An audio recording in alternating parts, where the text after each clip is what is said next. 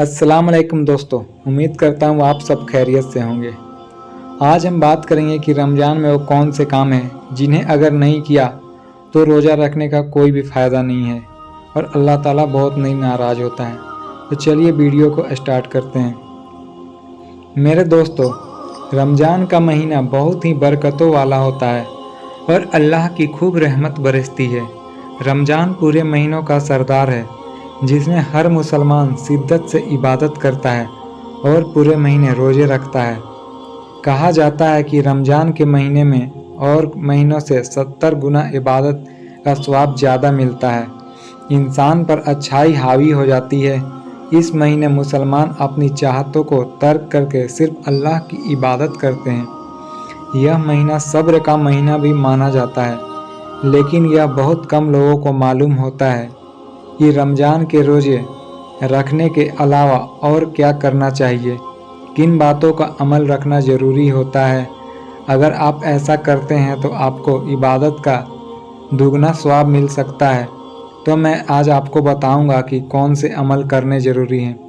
लेकिन उससे पहले दोस्तों, अगर वीडियो अच्छी लगी तो कृपया लाइक करके शेयर ज़रूर कीजिएगा, क्योंकि मैं आज रोज़े रखकर वीडियो बना रहा हूँ। थोड़ी आवाज़ में मेरी चेंज भी देखने को मिलती है। चलिए हम सबसे पहले स्टार्ट करते हैं। नंबर 1, समय पर नमाज अदा करें। दोस्तों, अगर आप रमज़ान के पूरे रोज़े रख रहे हैं लेकिन वक्त पर नमाज अदा नहीं कर रहे हैं तो इसका कोई फ़ायदा नहीं है, क्योंकि इस्लाम में सबसे पहले नमाज फ़र्ज है और उसके बाद रोज़ा रखना आया है। ऐसे में अगर आप नमाज पढ़ने में सुस्ती करेंगे या वक्त पर नमाज अदा नहीं करेंगे तो अल्लाह इबादत कबूल नहीं करेगा। इसलिए बेहतर है कि आप अजान होते ही नमाज को अदा कर लें। नंबर 2, रोज़ाना कुरान पढ़ें। रमज़ान में सिर्फ रोज़ा रखना ही काफ़ी नहीं है, बल्कि कुरान की कसरत से तिलावत करना भी बहुत ज़रूरी है।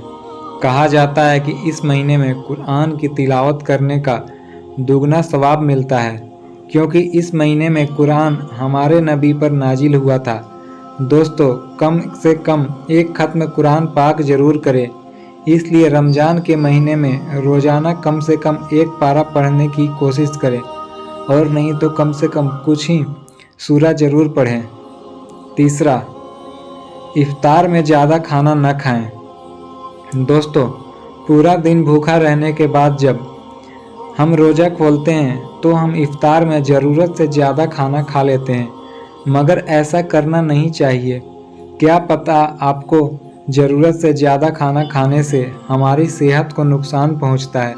न सिर्फ हमारा वज़न बढ़ जाता है, बल्कि सेहरी में ठीक से खाया नहीं जाता। इसलिए बेहतर होगा कि आप एकदम से इफ्तार में बहुत सारा खाना न खाएं। चौथा, दुआ ज़रूर मांगें। मेरे अजीजों, हम सब रोज़ा रखते हैं और जब इफ्तार का वक्त आता है तो हमें इसका इल्म ही नहीं होता है कि दुआ भी मांगना है। मेरे आका हुजूर सल्लल्लाहु अलैहि वसल्लम फरमाते हैं, अगर रोज़ेदार इफ्तार के वक्त दुआ नहीं मांगता है तो यह वैसे है जैसे मजदूर पूरा दिन काम करने के बाद बिना मजदूरी लिए वापस चला जाए।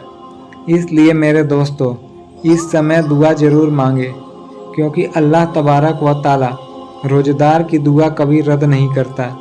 ये हमारे लिए एक बहुत ही फ़ायदेमंद चीज़ है, तो हम इसको ज़ाया नहीं करें और दुआ ज़रूर करें। अपने लिए नहीं तो अपने घर वालों के लिए, मुसलमान भाइयों के लिए ही दुआ ज़रूर करें। पाँचवा, गरीबों की मदद करें। मेरे दोस्तों, रमज़ान में हमें गरीबों की मदद करनी चाहिए। ऐसा नहीं है कि ये काम सिर्फ रमज़ान माह में ही करें, बल्कि यह काम पूरे 12 महीने करते रहना चाहिए। लेकिन रमज़ान में ख़ास तौर से इस बात पर गौर करना लाजमी है। कहा जाता है कि इस्लाम में इस बात पर काफ़ी गौर किया गया है और कहा गया है कि जितना हो सके अपने आसपास गरीबों का ख्याल रखें, उन्हें मदद करें और इफ्तारी का सामान भी दें। छठा, गुनाहों से बचें। मेरे दोस्तों, रमज़ान एक बहुत ही पाक महीना है जिसमें अल्लाह की खूब रहमत बरसती है। इसलिए इस महीने में हमें भी गुनाह करने से बचना चाहिए। यह तो हम सभी को मालूम है कि गुनाह करने से अल्लाह और उसके रसूल नाराज होते हैं। रोज़ा सिर्फ भूखे रहने का नाम नहीं है, ये पूरे जिस्म का रोज़ा होता है। इसलिए अपनी निगाह, ज़बान और बुरे कामों पर लगाम दे और कम से कम दूसरे को तो कभी गलत बात बोले ही ना। 7वां, ज़कात अदा करें। रमज़ान में जितनी हो सके ज़कात अदा करें, इससे हमारी आमदनी में बरकत और इजाफा होता है।